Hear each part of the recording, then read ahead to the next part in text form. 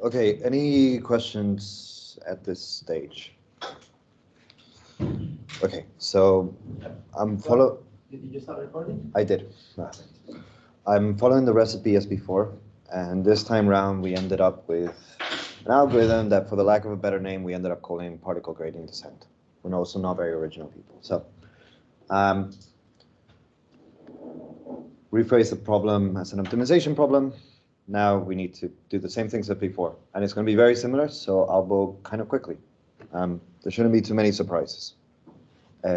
Stop me though if I say something that doesn't make sense. So we need to choose a metric, get the corresponding gradient, get the corresponding gradient flow. Gradient flow looks exactly as before, and I've learned my lesson from before. I'm not going to be trying to pick the good gradient flow of these things. I'm going to pick the simplest, most practical, easy to approximate thing that I can. The only difference from before is that I've switched the space of distributions as my manifold to this slightly enhanced space, which is the product of the parameter space, so it's Euclidean in our cases, and the space of distributions of the latent space. But same ideas we were using before, same formulas, all these things you can use. You just need to define a tensor on the space and the tangent space and so on, but it's going to be very similar. The tangent space is just going to be the product of the tangent that we had before on the space of distribution, and the tangent space on the Euclidean space, and well, that's just a Euclidean space as well. It's the same. Tensor, make my life easy, and just going to define it as a sum of a tensor on the parameter space and a metric, a sum of metric on the parameter space, and a metric on the distribution space. I'm going to use Wasserstein 2 for the distribution bit and Euclidean for the parameter. And then doing the same sort of things before with that formula, with the tensors and all these things, you'll end up with these expressions for the gradient. So the gradient in this case, it has a theta component that tells you how to update the thetas, and a q component that tells you how to update the q's.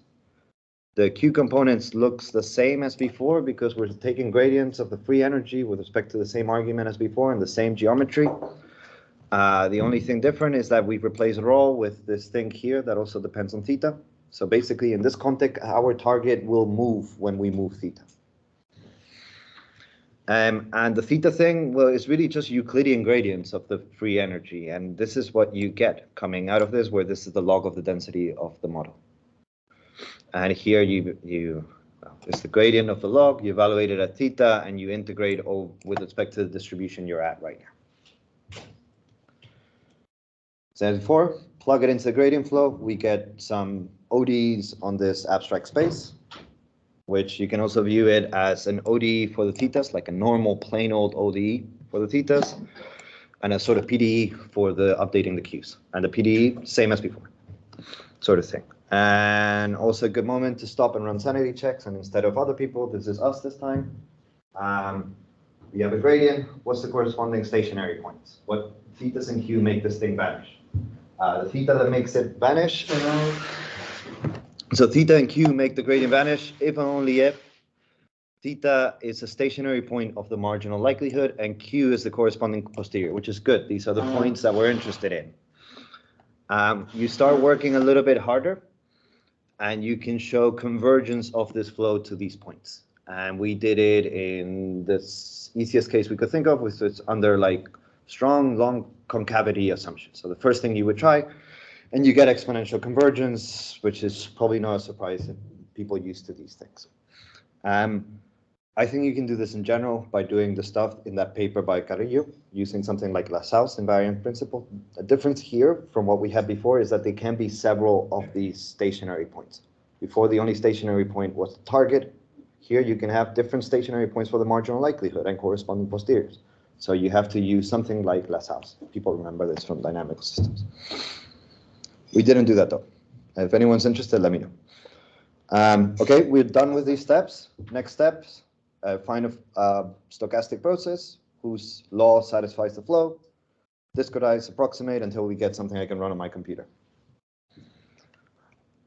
Here's the flow. We have those theorems and this good theoretical evidence that it goes to the points that we're interested in. It's intractable for kind of the reasons as before, but more complicated. Continuous time axis, a PDE, and on top of it, I still have an integral over the latent space, which was the thing that was causing me headaches from the very beginning. So dealing with this one by one, very similar as before. The PDE is a Fokker-Planck equation, well, a McKean-Vlasov-Fokker-Planck equation for this system over here. This bit is just the ODE rewritten in fancy SDE notation. This bit here is a Langevin diffusion, the same as before. The only difference is that the target distribution it tracks changes over time because the thetas change. Did that more or less make sense? And basically, if you can solve these equations and Qt denotes the law of xt, then Qt satisfies this and theta t satisfies that. So is this a hyperelliptic D? This is a hyperelliptic SDE, yes. That would be the... and you know, it's a mean field SDE or McKean SDE as people call it. That's a little bit weird because you're involving the distribution at time t inside the update equations. So that's a slight fancier thing. What do you mean by? I just mean that the distribution is involved in the update. So we have this integral here with respect to our current. This is the distribution for some of the components of our thing. Right? Okay, so this bit we didn't have before. This is the integral over the Latent space. That's intractable. What am I going to do? Monte Carlo, because I do Monte Carlo. And this is going to be quite similar to what I was doing before with approximating the law at time t using a bunch of Euler chains running in parallel. Right? I want to approximate this thing. I'm going to get a bunch of particles, all of which have this distribution. The particles are going to be independent of each other by my construction. So I can approximate this thing with the empirical distribution of the particles.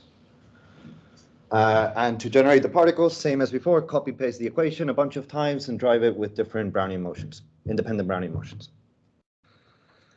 And then I can approximate this integral with the corresponding empirical average.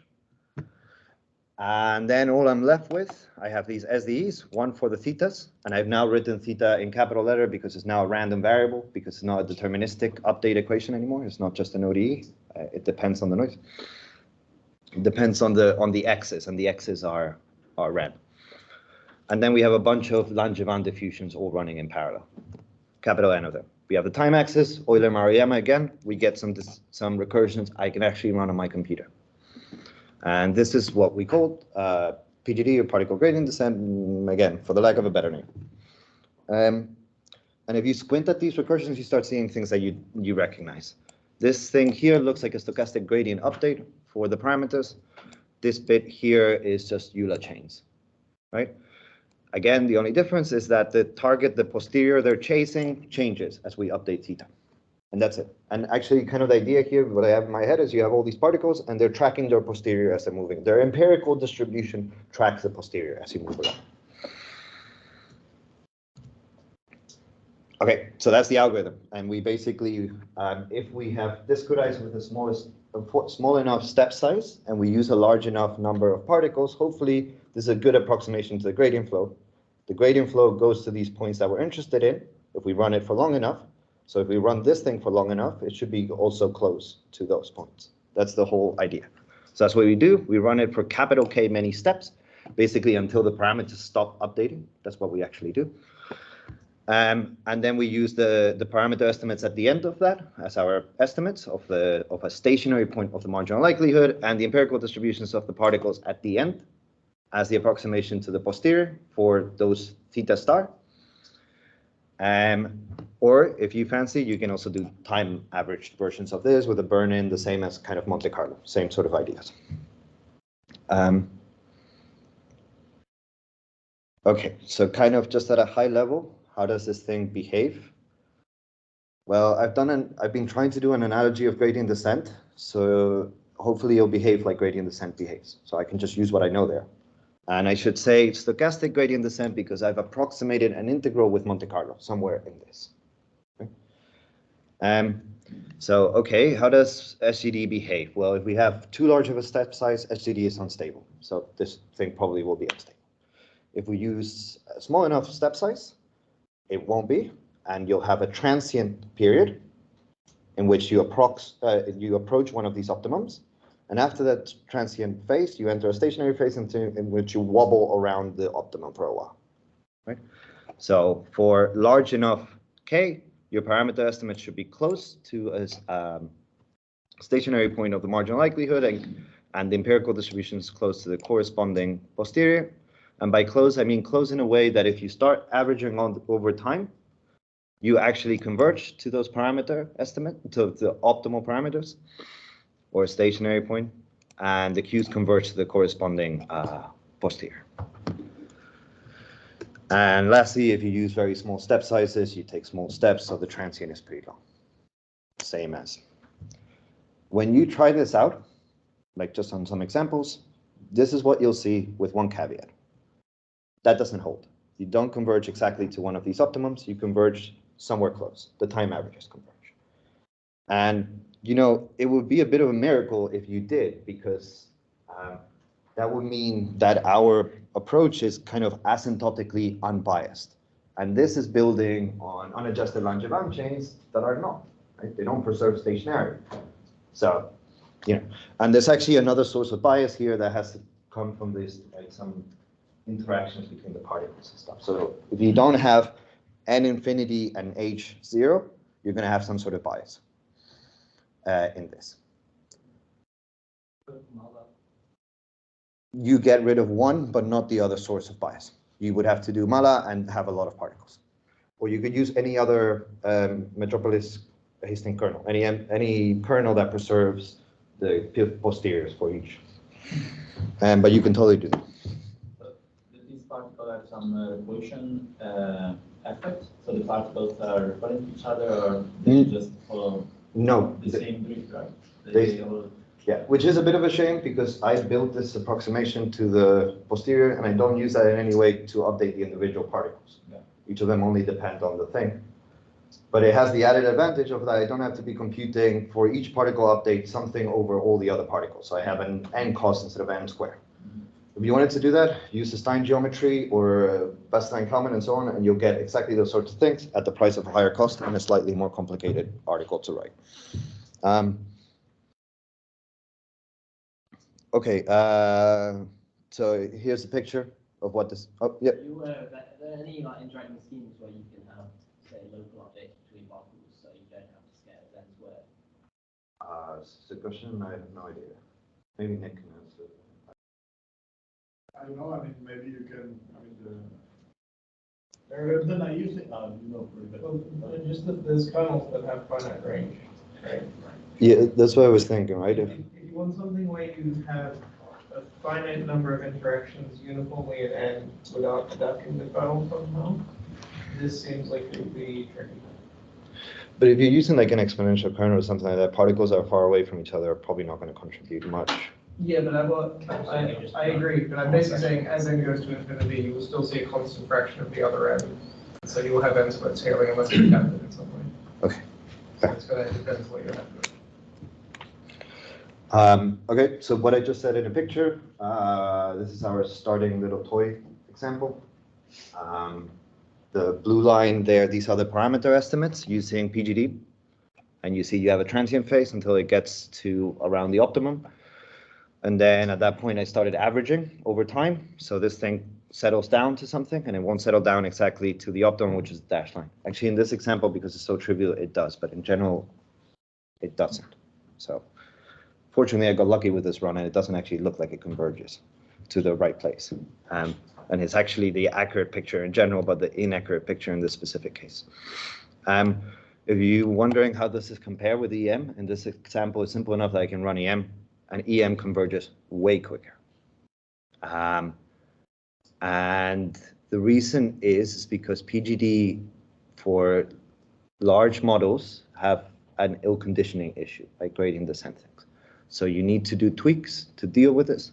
And here are two tweaks, the light blue and, sorry, this guy and that guy, and you see they converge at a similar speed as EM. And we'll come back to this, what I mean by this in just in a bit. In a case more extreme than this. Okay, something to point out in case anyone actually is interested in some theory for these things. Theory that has the added advantage that I didn't have to do it. Dennis did this, and Francesca and Tim, and it was nice. They studied a very similar algorithm, a similar algorithm, but they did one change that was smart and let them do theory much better, much easier, which is that they added a little noise term, 1 over n sort of noise term to the parameter updates. And what this let them do is they let them write down the stationary distribution for this whole system together, something that I could never do for PGD and caused me grief when I was trying to work with it, and then derive some results. And they got non-asymptotic bounds on the strongly lock concave case, and the bounds kind of show things that you can see in practice. So you can see here bias terms. These things don't go away. It doesn't matter how many iterates you do. To make them go away, this one you need to take n to infinity. This one you need to take h down to 0. Also, in these bounds, you can see things that are a little bit alarming. Like the number, you have these, this is the dimension of the parameter space divided by the number of particles you use, which seems to imply that you need to choose a number of particles proportional to the dimension of the parameter space. We were doing things with like 500,000 parameters and 10 particles, so but we had models that have a lot more structure. It's not just a general lock convex thing. I believe this, totally believe this is the best you can do in this case, up to the constants. They have a preprint. They posted it like a week or 2 ago, if anyone wants to see details. Okay, so I'm going to wrap up with just some practical stuff when you run these things. And I actually like this algorithm because of the nice theoretical story and the flows and the cartoons, but the main reason I actually like it is because it turned out to be kind of pretty scalable for a bunch of reasons. First up, we have no accept reject steps, which are kind of finicky in high dimensions. So that helps. To run this thing, all you need to do is compute gradients of the log density and add noise. And that's something you can do pretty efficiently on like TensorFlow or PyTorch or JAX or whatever AutoDiff thing you like these days. The cost is proportional to the number of iterates you do, the number of particles that you use, and the evaluation cost of the gradient. The evaluation cost of the gradient for many models that people use will be linear in the number of parameters, number of latent variables, and number of data points. And if that's too much, maybe you have too many data points, you're doing things over a large data set, then you can just subsample gradients. And everything works for the same sort of reasons as you can go from gradient descent into stochastic gradients. As for this n factor here, well, you're updating all these particles in parallel of each other. So you can vectorize those computations and mitigate this factor quite a bit. In very large models in which you stop being able to fit things in memory, you lose that advantage. But if you're dealing with not a huge model, you can totally do that. And I also like this thing that it recycles posterior approximations. And I'll try to explain what I mean by this in a sec. And for this reason, we could train some like relatively large models without using VI, which is what people normally do. So I'm going to illustrate some of these with examples, but maybe not dwell too much on it so we can all have lunch. So to explain this thing about recycling posterior approximations, I want to compare with another algorithm of how people would do this. And this is from Valentine and friends from a few years ago. And it's one of these approximate EM algorithms in which you approximate the E step, you approximate the M step, and you keep alternating. And it's a smart one. I actually think it's really nice. They were motivated by the same sort of things. They wanted to do the thing scalable, so they use EULA. And they avoid accept reject steps, which all of the previous sort of, or most of the previous literature were doing that in these approximate EM. They also did this kind of like nice smart trick of setting, you start your new chain wherever the previous chain left off. And what that means is that you keep track of the center of mass of the posterior. So if you've done a small parameter update, your posterior probably hasn't changed that much. So the center of mass hasn't changed that much. So you started there and you avoid the burning in the next time, right? And yeah, and it looks a lot like ours, but it's just they do this coordinate-wise. So they do an E step, they run a EULA chain in serial to approximate the posterior. Then they take the empirical approximation, they use that to do a gradient step on the thetas, and then they keep alternating. And what I mean by recycling posteriors, this is nice, but if you spend a lot of computation here, like you might have taken 1 million steps of this chain or whatever, then you just take the last, you take one gradient step, you take the last state, and you throw the rest of it away. We by keeping these particles alive, we already have an approximation, and if the posterior hasn't changed much, then taking a small step should give you a reasonable approximation, because you start from a good one. In exchange, like what happens? They create new particles, right? Because x0k is x n k minus 1, so they make a new one? Or yeah, how do you think about it? I'm using slightly confusing notation. So here n is in time. So I have things parallel. They basically run this chain, see where it stopped, do a parameter update, take the starting state, and then run another chain in 0. So they never have. So they never have like multiple particles vectors. No, they don't need to, right? But I mean, they just need to. But you can keep this. You can compute this thing, or, update it one at a time. You don't have to store all the particles, which is the advantage of this. We have to store particles, which is, I think, the biggest limitation, and something I'd like to figure out a nice way around. Okay, this is an example, and it's in the paper, and it's just to illustrate. It doesn't matter too much, but it's just to illustrate these points with vectorizing. In this example, we're using errors as a surrogate of posterior approximation, which is not a great metric, but it's the easiest thing you can do here. And these are running times, and these are errors. So the lower the error, the better the posterior approximation, or that's usually the hope. And what you see is that if you take a single particle, both this alternating coordinate-wise thing, and ours are more or less identical. Because what you were saying, it's not that different taking a single coordinate-wise step and taking. If you start growing the particle numbers, you start seeing differences. First of all, both of them take longer to run, right? But because you're vectorizing, you run quicker. That rate grows slower. Same theoretical complexity, but practically it makes a difference, especially if you're running these things on a GPU. And then the other thing we saw, and we were a bit confused about it, in the error at the beginning is more or less the same, actually solved it better, slightly. And then as we grew the number of particles, we got better lower errors, which is what you expect. You're doing more particles, better posterior approximations, hopefully. And in Seoul, we just didn't really see much happening. And the reason, the best explanation I have for this is you have to start looking at the posteriors that you're getting with each of these things. This is just one coordinate of in our setting. And what happens with Seoul sometimes, especially if you're only using, 1 step, 10 step, 100 steps of the chain, is that, and you're using small step sizes, maybe because your model is large or something, then each particle is the previous one plus a small gradient and a little bit of noise. So they're all pretty similar. They're all lumped up together at the same place. So having 100 of them in this case didn't look very different from having a single one and a direct delta added. In our case, we were updating all the things independently of each other. They're only correlated to the parameter estimates, and that's kind of a mean field thing. So that was weaker. So they end up having much more spread out things, which in this example just gave better errors. Okay, last example. We're done. One of that example from before, these generator sort of networks. I'm just writing down the density here. Basically, we have an entire data set of images. And, the model assumes these images are generated independently. So the model has this product structure, right? Then each image is generated by sampling some latent variables from this underlying Gaussian on this latent space, 32-dimensional, whatever. And then you map them through a neural net and you add some noise. Yeah. And that's it.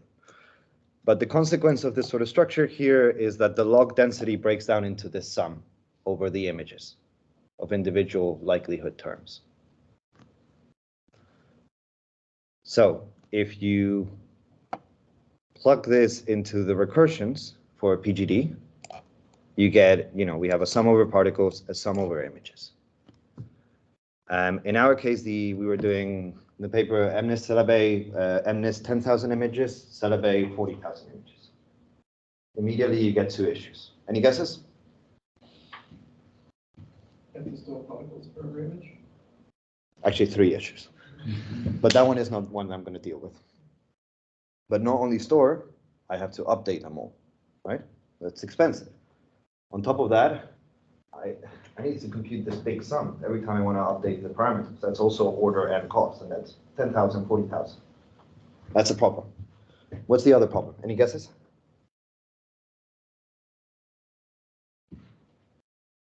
In the update for each particle, I have a single X gradient showing up. In the update for the parameters, I have either 10,000 or 40,000 theta gradient showing up. So, just in a really dumb way, this is going to be a much bigger number than that one. Which means that if I use the same step size for both the latent variables and the parameters, I end up taking far bigger orders of magnitude bigger updates in the parameters than in the particles, which means I have to choose very small step sizes to keep everything stable, which slows convergence to core. Okay, so you need to do something about this if you want to do it in these sort of contexts. So expensive, what do? Well, I just subsample. I don't have to compute this entire sum, I just do an unbiased estimate of it. Or a biased one, because I'm already quite biased, so who cares? And sorry, this is a dumb thing to say. Point being is we draw, like, the method's already messed up, right? And being picky at this point is, so I just draw batches of images and do the update for that random batch. And of course, I mean, that's what seems like the natural thing is I only update the particles corresponding to the same batch. I mean, you can start doing permutations here and produce different algorithms and write a new paper about it. Okay, and as for the ill conditioning, we ended up doing something pretty simple. We just, for the parameter updates, like the ill conditioning showed up not just because of this difference between the latent variables and the parameters, it's just also we were using neural nets and semi-deep neural nets. So you start having different time scales for different parameters across the layers, right? And the usual ill conditioning that comes up when you're fitting neural nets. So you need to deal with that ill conditioning as well. So we just did exactly what they normally do. And we adapted step sizes like they do in AdaGrad and RMS prop. And that also has the added advantage that you can just use all the implementations on TensorFlow and JAX and stuff, and you don't have to be implementing these things yourself and putting bugs everywhere like I typically do. And then also that basically decouples, this is chosen by RMS prop and so on. I don't have to deal with this. And then all I have to do is select the step size on the latent variables completely separately from it. And these, in our case, you know, they're low dimensional spaces. So ill conditioning within the variables was not so much of an issue. If you want to play around with these things, there's a little Jupyter notebook. And I will very quickly show you what this looks like, and I think we'll call it a day.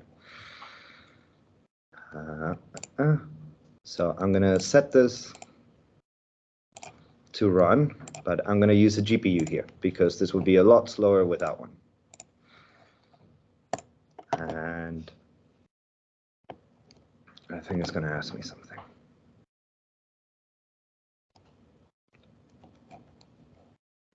There we go.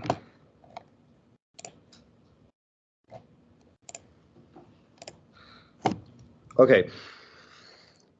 There's a bit of an overwhelming amount of open directions here. So if anyone's interested, please let me know or don't let me know. And you know, look, it's great. Anyway, it'd be nice to. Loads of theory to do. Francesca, Dennis, and so on did some, but there's plenty of stuff, and it'd be nice to do. I mean, it'd be nice to actually see the PGD things like written down instead of me trying to squint at tables and pictures and stuff. And I don't know, maybe the same stuff might work.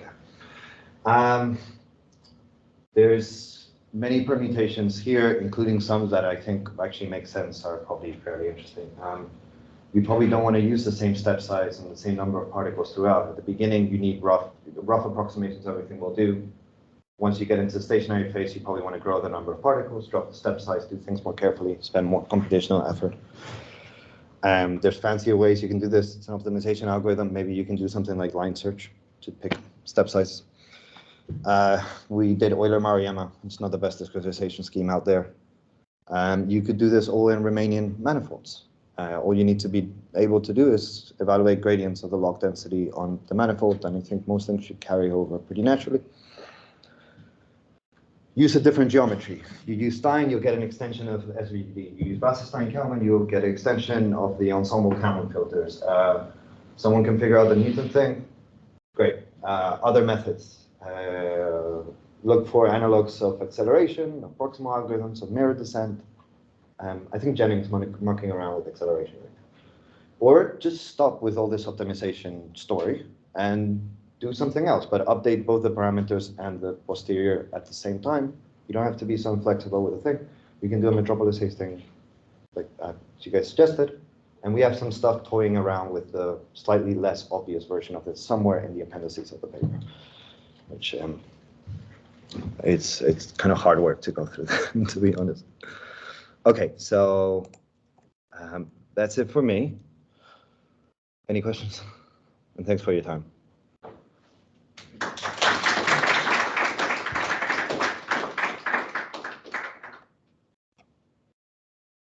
This is, by the way, the thing going. This is what it takes to go. Each of those lines is a full pass to the 10,000 MNIST images. How many particles do you use? 10.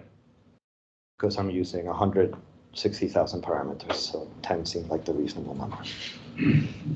This is, you can see, if you go on this, you'll see it's all the nice like temperature flow thing. You can see the architecture of the decoder and stuff. You can plug a different network here. I need to test that, but you can probably change this pretty easily.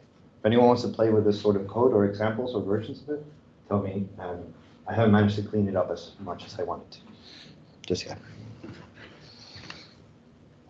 I think we talked about this a while ago, but the thing that Dennis and Francesca undo with adding the noise, in a way, it's quite a lot like moving back to the simulated annealing stuff that Adam had been doing in the past. I feel like looking at a fairly concentrated distribution on the thetas. Yeah, that's why if you use large numbers of particles, it looks very, very similar. And the fact I think they told me like when they were taking the limit n tends to infinity, you get the same limit that we do, because the noise term has 1 over n, so it just vanishes. The reason to add noise is just to do some theory. I don't know. As that was one of their motivations, as far as I can tell. There could be other ones. You would have to ask that. Well, so it's like, so there was work that Adam Johansson did several years ago on doing, again, like maximum optimal likelihood for making variable models, but it's explicitly you sort of do an SMC sample type of thing on a product form target. You know, I think it will look very similar in some ways. Okay. But I think Adam was saying in that situation, doing the theory was very challenging. Whereas somehow with the unadjusted stuff, maybe some things become easier. Oh, these are the pictures, by the way. This is I promised some fakes from the beginning. So this is one of the training images that I used, and these are the components of each particle corresponding to this being mapped through the decoder. And well, this is an easy data set to deal with because the posteriors end up being very peaked around the yeah, well, actually not always, but when you map them through, you get things that look very similar. You don't get a very wide mixture of things. Here's using this thing to clean up messed up images. You take an image, it's from like a test set, I think. You add some noise to it, and you ask the thing to predict what it should look like. And then there's this thing here with the fakes. We have to do a hack to actually get this to work. You can't just sample the prior and push it through. It gives you too much of over-regularized things. And this is an issue known in VAEs, which are kind of the operational counterpart of what we're doing. And so we have to do an approximation to our general sort of posterior. In this case, the prior, which one? It's an isotropic zero mean unit variance Gaussian on the 32-dimensional latency. Yeah. And there's the fakes. Not far from state of the art. I mean, also it's also MNIST, but yeah. works. It's not too painful to run. I'd say there's one other slightly interesting thing about the updates, which is, so it's kind of like a multi-population Mickey Blossom or something like this, and that you have the theta and the xt don't have the same meaning somehow. Or like they interact in one another's dynamics, but they're living on different spaces.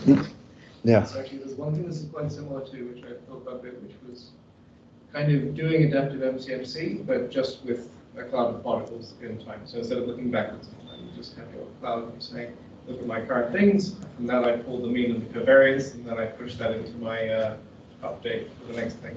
So somehow it would be a similar thing here, where the x's are the things you're trying to sample, and then the thetas are your hyperparameters of your kernels. Yeah, that sounds about. It has a very similar flavor, but I've never seen a connection drawn that says, you know, doing kernel adaptation in MCMC is somehow like running an EM, you know, a functional algorithm.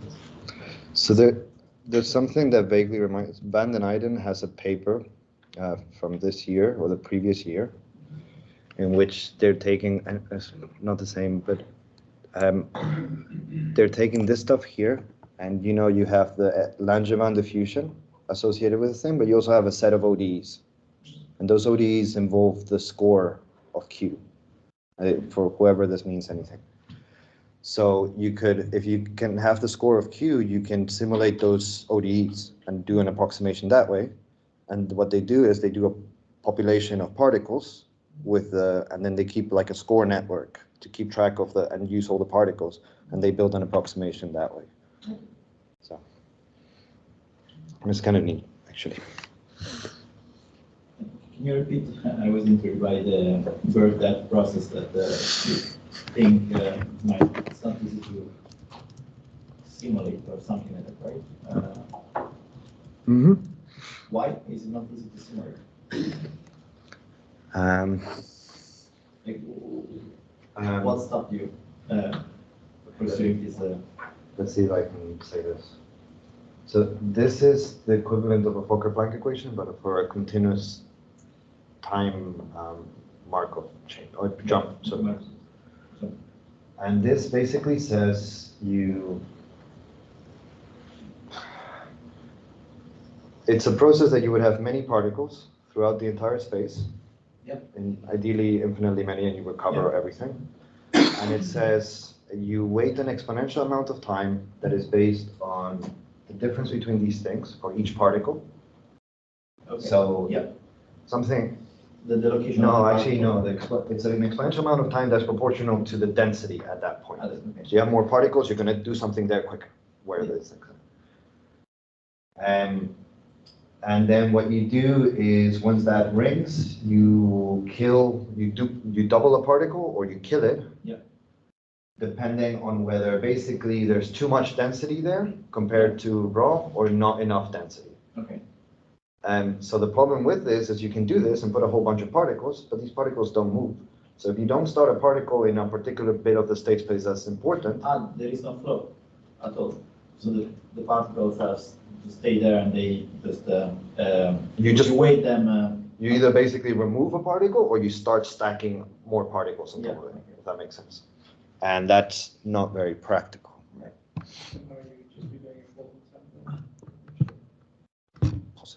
Sounds not too far. The other issue is that you don't have QT of x, actually. Yeah, that's the extra annoyance, right? Even if you figure out a problem for that, you need to somehow be evaluating the density point-wise or getting it, Right. which moves into KDE territory. That's usually not a good place to be at. I mean, I guess if you add some Brownian motion kind of flow, which is put up to the back measure, then you're still in business and you're moving. If you add, sorry, sir? If you are just a random walk of particles. So this is paper by James Norton, but it went to archive. They were doing that, but using Langevin to move the particles. Okay. And it's called like accelerating Langevin through birth death or something. But they didn't, it didn't seem to You still have the issue with work super well. Okay. Yeah. Yeah.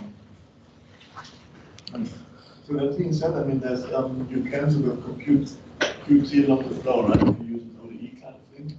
Yes. But I mean, still other issues. We were talking about in the break, that there should be sort of some version of this where you could, in a situation where something like important sampling would be safe, like in a small section of an SM6 sampler or something like this. You can imagine some version of this. Makes sense. So I think I tried something like this at some point very briefly with the Stein, because then you kind of can write down the vector field and you can kind of compute the Q as it goes. But I don't know, I got to know it that, I mean, then you get weights and okay, it's a bit touchy. So. Yeah, and it's the usual story. If you construct it in a way that you can keep the weight stable, then you're in good shape, but it's a big, I have another question, it's maybe a bit silly. But, No. but, I mean, how would you feel it compares to the more standard BI stuff, which is maybe, I mean, you said it's maybe more state of the art or something. I mean, what the selling point, I guess, is that it's more, I mean, you get some sort of convergence if you take enough particles and so on, right? So you have more, there's more in terms of guarantees. I mean, yeah, but that's not a super, like, you're not going to get the practical people, like, this has, I mean, I don't know. Yeah, you'll get that. You can do as good as an approximation, hopefully, if most of the theory, someone does the theory and it turns out that it's true, as good as you want. I guess it frees you from having to choose the variational family. Whether it's better, jury's still out. I mean, VI works in an okay amount of time, pretty damn well. We compared with, on these generator networks, we compared with variational autoencoders using pretty standard encoders that people did. And we got better fit scores and better reconstruction scores, but it's just an example. And it's not. But why would this be? Just because it's more flexible? What to do? I mean, as far as I understand, usually the thinking is something like if you have a better approximation to posterior, you will get better, well, what do we have? So losses on the reconstruction, and fit was just about, it's just how nice the images look, more or less, the fakes. So probably they were having better,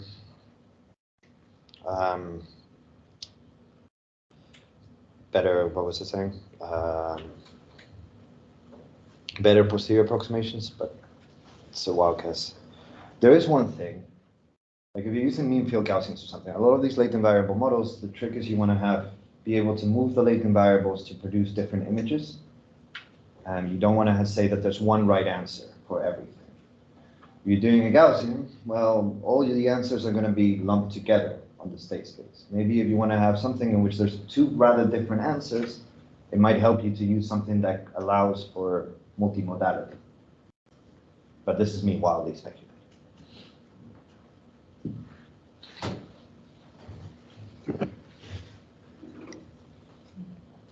All right. Cool. Thank you very much. Ciao.